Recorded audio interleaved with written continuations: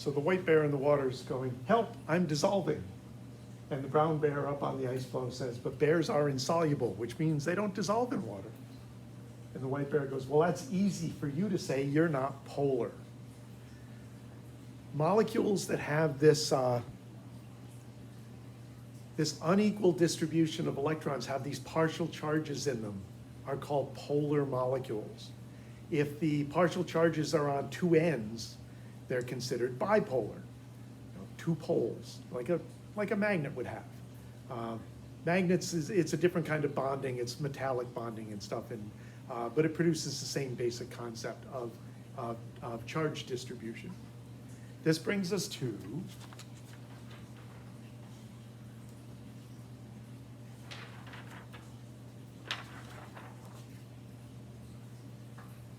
I mentioned that water molecules, unlike carbon dioxide, they're not bonded like this, they're bonded like this, where there's the hydrogens are not side by side here, they're off to one side a little bit. And since the hydrogens don't hold on to the electrons as well, there's, I don't know if you can even see this, there's a little bitty charge on the oxygen side, actually a fairly strong charge on the oxygen charge, and a slightly positive charge on the hydrogen side. They have that here too, a positive and a negative. So two different charges, bipolar. That makes water do a lot of things that most other molecules don't do. So we're going to talk about the properties of water.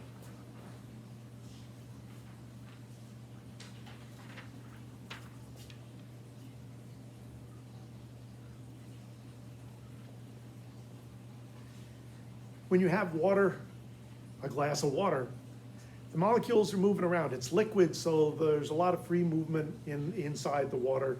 But at any given moment, there's clusters of water molecules that are stuck together, somewhat temporarily. And the colder it gets, the more clusters you get, because the molecules are not moving as fast. Heat is essentially a measurement of how fast stuff's moving on a molecular level. You warm it up, things move faster. You cool it down, things move slower. They don't hit each other as often. They don't bounce off and make more space amongst them.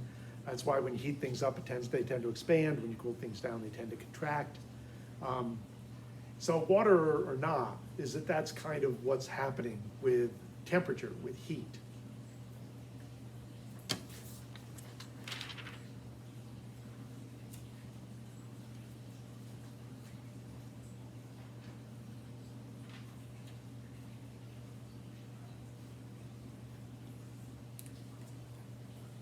So we got water, H2O. And there's a whole bunch of properties based on this bipolar nature of water.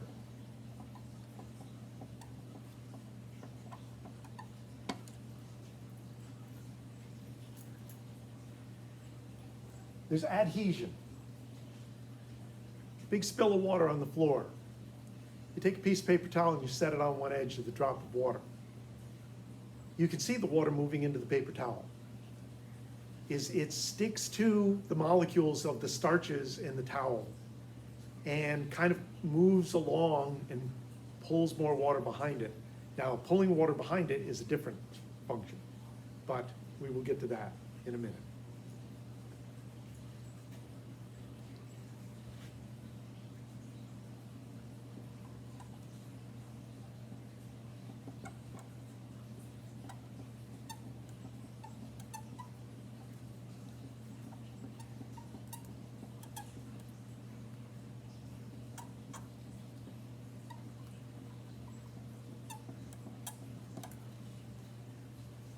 Water is really good at dissolving stuff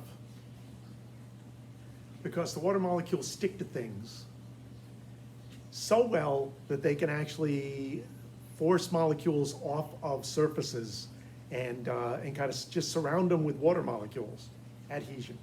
And it's a property of dissolving. The stuff you're dissolving is called the solute. So salt water. The solute is the sodium and chloride ions. It's not salt anymore in water. They've come apart. I'll talk to that in a minute. The salt water itself is a solution. On a molecular level, it isn't salt water. It's sodium chloride, sodium ions and chloride ions and water molecules all bouncing around all over the place. The positive sodiums are surrounded by water where every water molecule is facing it with its negative end. The negative chloride ions are surrounded by water where the ends of the water that are pointed at the chloride are the positive ends. What the heck is he talking about?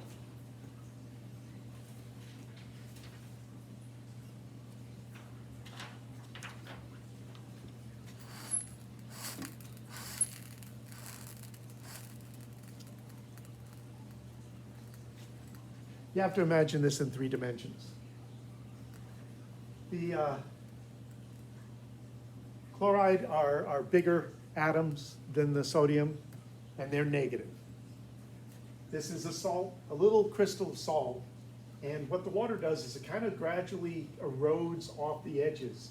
And as soon as something starts to come loose, the water molecules on negative chloride start to surround it with the hydrogens pointing in.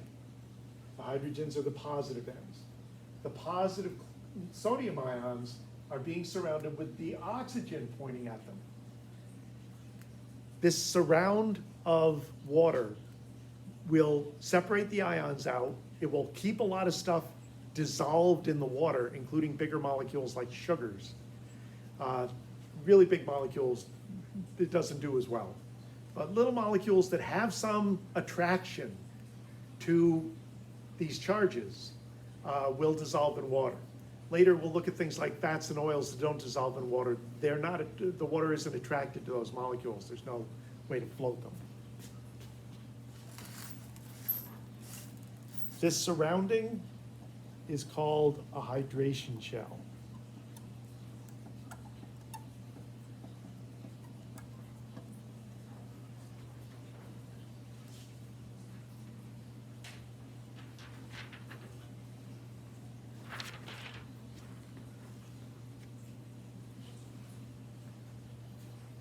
This one gives you a little bit more of a 3-dimensional feel, where you can see the chloride almost hidden inside here. You can see the sodium almost hidden inside here. The oxygen facing the sodium, the hydrogens facing the chloride, negative, positive. And this is a big crystal of salt where these things are just popping off. Put crystal salt in, it will eventually dissolve as the water kind of works it off and surrounds it, works it off, surrounds it, separates all the ions out. It can do this with a sugar cube too. So, you can mix it up better. That's right, we stir stuff in to make stuff dissolve better. But all you're doing is giving the water a shot at surrounding the particles with their little chargy ends and forming these hydration shells.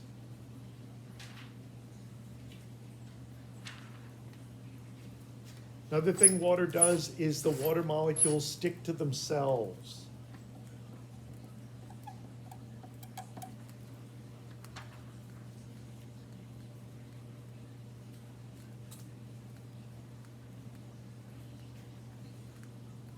Here in a liquid form, the molecules are moving freely, but they're pretty close together. They're sticky and not so, they're moving enough that they can't constantly stick to one another. But if you cool them off, then they will stick to one another more and more and more. So we're going to talk about cohesion in terms of what it does at different temperatures. Starting with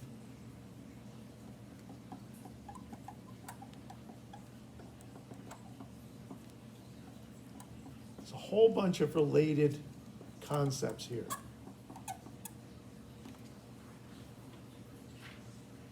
If you fill a glass up to the very brim, most of you know you can get a little bit more water in there.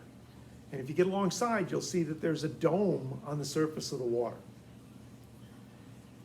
That's because the surface water molecules are being held onto by the molecules underneath them. They're cohesive, they hold it on, And you have to get a certain amount of water above the rim before it isn't holding on strongly enough and it goes over the sides. That is surface tension. And also it means that the very top of the water, the molecules are being held more tightly, the surface is more dense. So certain things like water striders and piece of paper and leaves and stuff can actually sit on the surface tension and kind of ride on that slightly thicker layer of water molecules. Now, water does evaporate. You heat the water up, it doesn't go through the water evenly. Some water molecules get heated and they're going faster than other ones. And if one is going fast enough toward the surface and manages to get between those tighter water molecules and get out, then the water evaporates. That water molecule is now in the air. It's now water vapor. Think about this. Those molecules, in order to get free of all those sticky other molecules and to kind of zip through the surface tension, they got to be moving pretty doggone fast. Fast on a molecular level equals hot. Hotter it is, the faster the particles move. So when water evaporates, it's losing the hottest of the molecules that are heading in the right direction, out into the air. So evaporation, whether it's water or anything else really, is losing heat. It's losing its fastest particles to the air. So when you sweat, it cools the surface of your skin. The hotter your skin is, the more water it drives off. You hit a problem when there's already a lot of water in the air on a really humid day and its sweat accumulates. But, because it's gotta be room in the air, the air can only hold just so much water. That's another issue. But evaporation is, especially of water, because of the surface tension and the cohesion, evaporation is very much a big cooling process when water evaporates.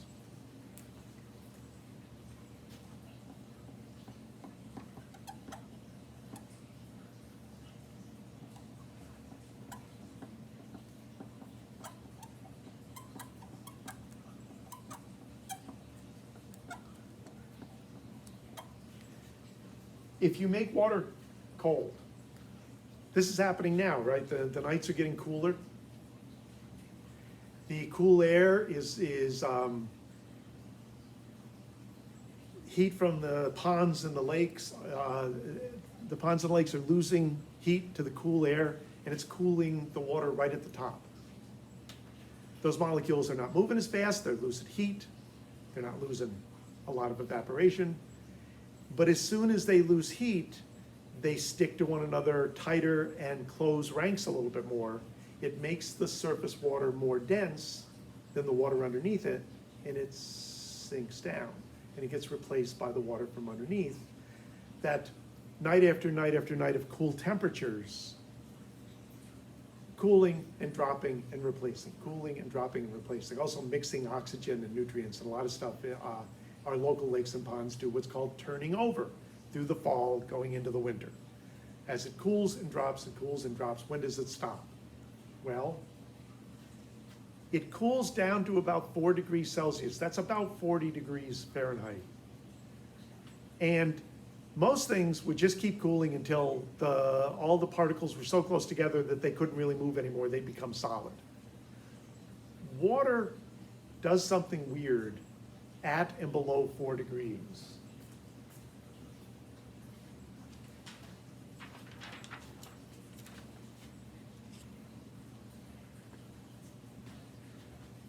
So the particles are moving slower and they're bouncing off less.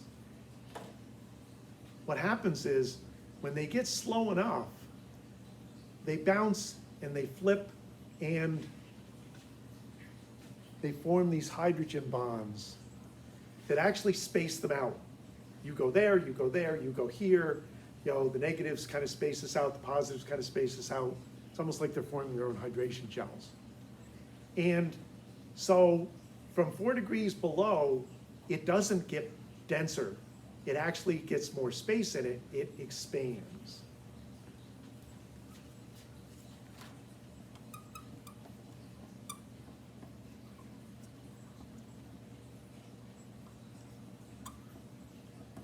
So the density decreases.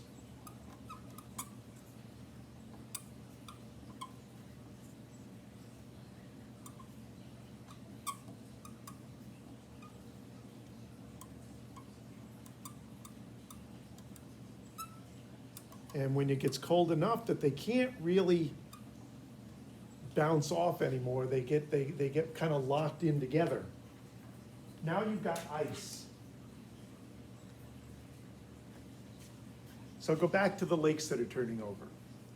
Cool, sink, replacement, cool, sink, replacement, cool, sink, replacement, cool, sink, replacement, cool. Okay. The whole body of water is at 4 degrees Celsius. It's all at about 40 degrees.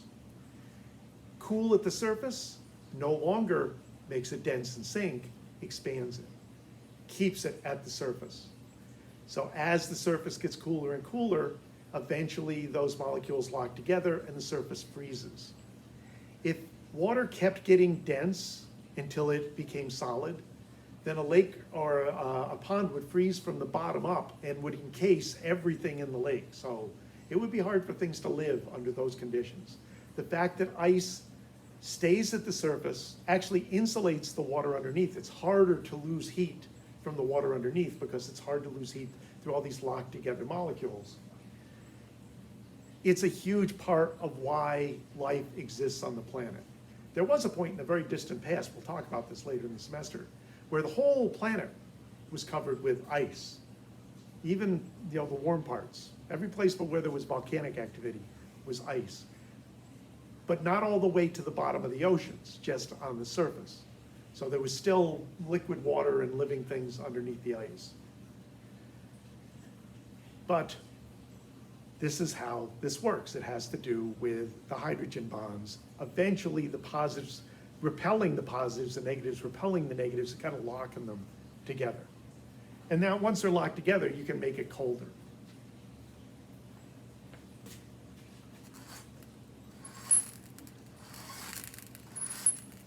One more thing that water does.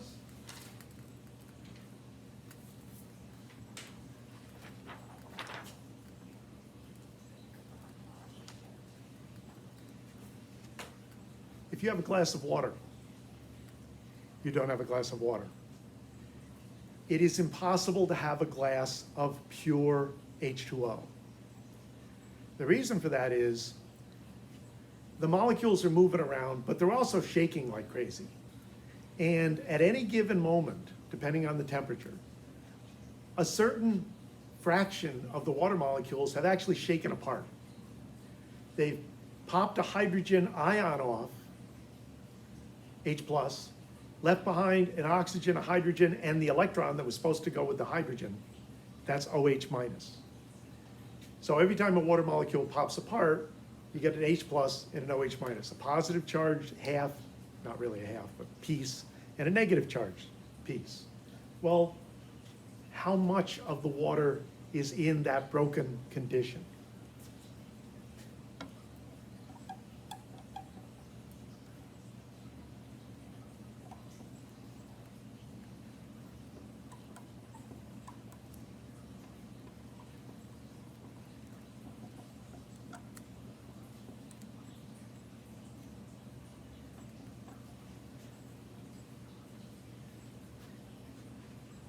If you've taken math that involves exponents, you may know what that number is. It is 10 to the minus 7. This is where we get the term pH from.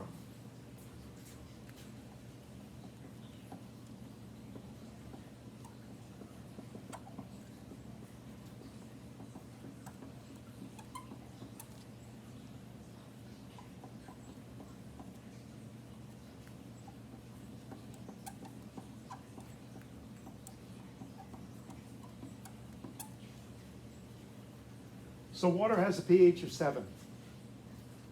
I know when I first learned this, I don't know if the person I learned it from didn't know where the numbers came from or didn't think it was worth telling people. This may be just, annoying you. But I like to know how things work. And the 7 isn't arbitrary. Yes, they decided not to make the scale a negative scale. They could have done that. And they could have done POH, POH, instead of proportion of hydrogen, proportion of hydroxide, which is the OH.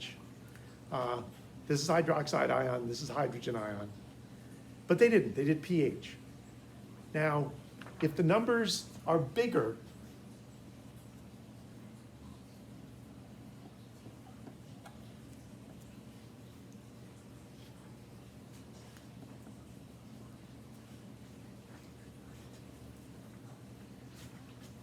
not as many zeros, this number is bigger than that number. If this is the proportion of hydrogens you have, then now your pH is 6. So every time this drops 1, it's a 10-fold difference in hydrogens. So from 7 to 6, this is a 1/10 of that, or actually 10 times as much hydrogen. From this to 5, it's 100 times more hydrogen. From this to 4, it's 1,000 times more hydrogen. Every drop, this is what they call a logarithmic scale. It's a base 10 scale. But as the pH gets down, there's more hydrogens.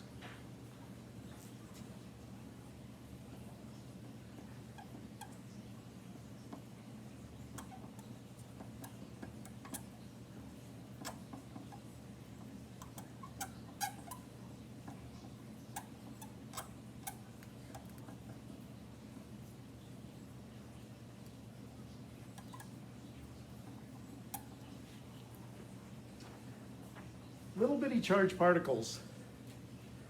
Remember I said our big molecules are held together by hydrogen bonds, by these little partial charges holding things together? If you start to expose your big molecules with these partial charges to a whole bunch of little bitty charged particles like hydrogen or hydroxide, they have trouble holding together.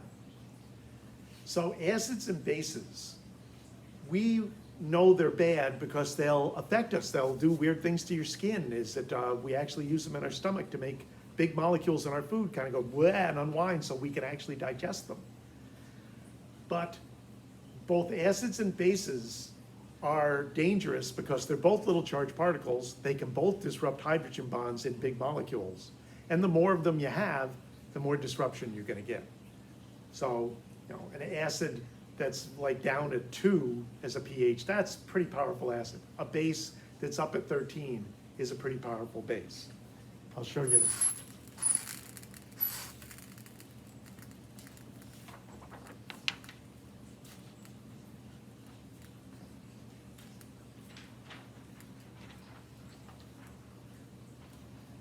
Now this is 7 acid, base, increasing basic, increasing acidity.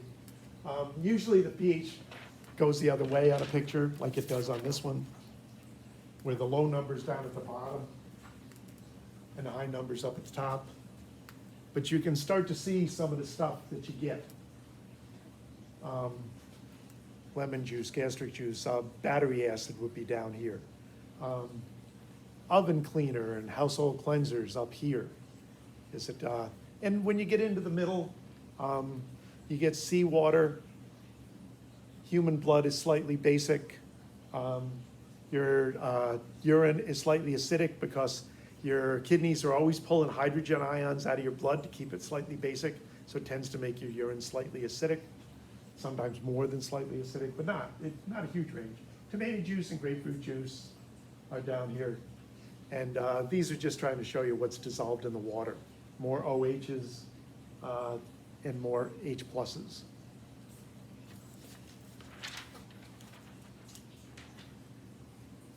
One thing to tack on here that we didn't do in the end of going into the first exam is how chemical reactions are written.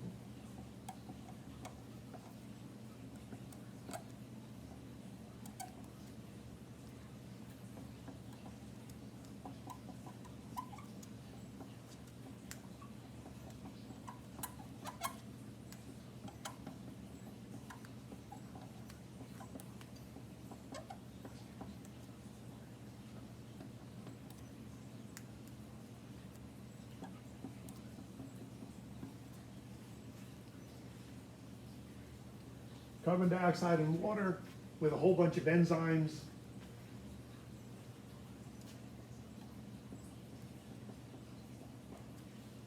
Can be used to make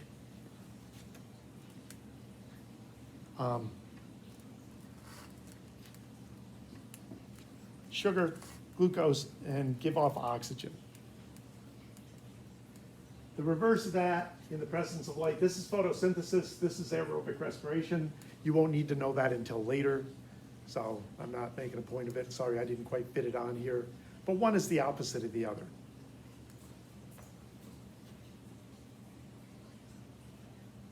What you've got on this side of the arrow are either called reactants or substrates. Could be one, could be two, could be five, you know, however many there are. This thing, I need some room to write it, is called a contributor. It could be a molecule that doesn't itself change, but you need it to work. It could be energy going in, like light. It contributes to making the reaction happen. So it's kind of written on the arrow that represents the reaction. And then over here, we have the products. Could be one, could be two, could be six. Could be a single product, could be more.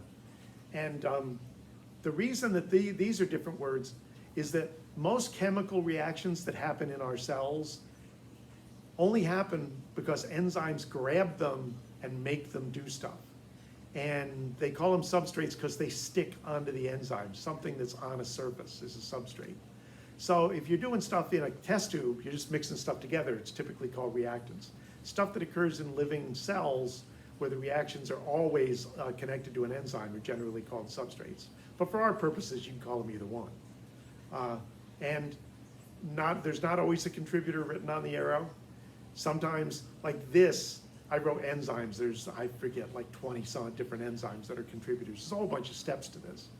And as I said, more than one or more products. So that's where we're stopping this one.